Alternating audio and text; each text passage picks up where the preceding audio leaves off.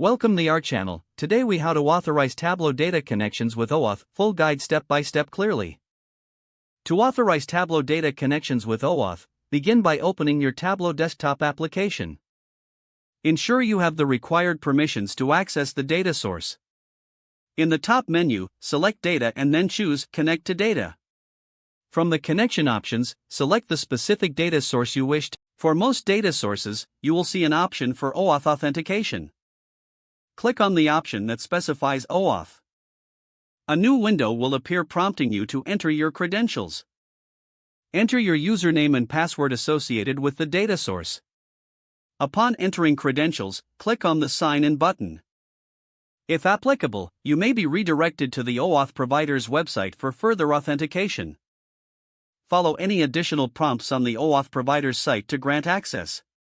Once authentication is successful, return to Tableau. You should see a confirmation that you are connected to the data source. Now, you can start creating your visualizations using your connected data. If you need to update or change your OAuth settings, navigate back to the data connection settings. Select the data source, then click on Edit Connection. You can choose to re-enter your OAuth credentials as necessary. Ensure to save your connection settings when prompted.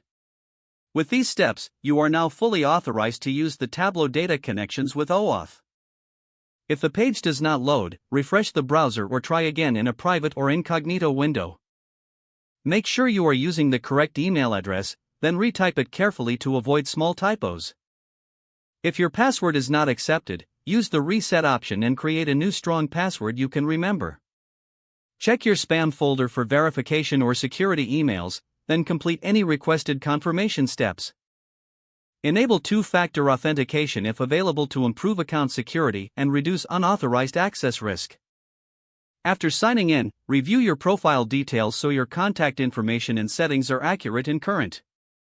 If you see an error message, note it down and try again after restarting your device and internet connection. Log out when you finish, especially on shared devices, to keep your account and payment information secure.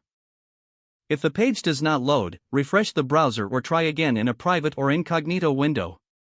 Make sure you are using the correct email address, then retype it carefully to avoid small typos.